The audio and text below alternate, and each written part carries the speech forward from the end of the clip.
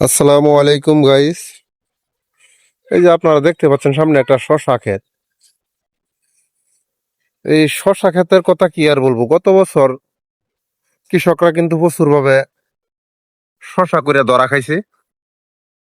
কেন ধরা খাইছে সেটা একটু বলি।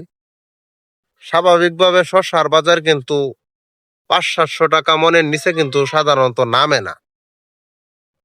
আর সর্বোচ্চ শশার বাজার থাকে 3000 থেকে 2800 টাকা।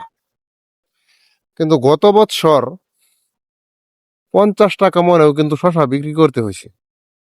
অথচ 1 মণ শশা বাজারে নিয়ে গেলে অটোওয়ালাকে গাড়ি ভাড়াই দিতে হয় 50 টাকা।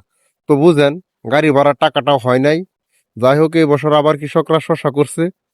আপনাদের কাছে দোয়া চাই, সকলেই দোয়া করবেন যেন কৃষকরা তাদের গ্রামের মূল্যটা সঠিকভাবে পায়।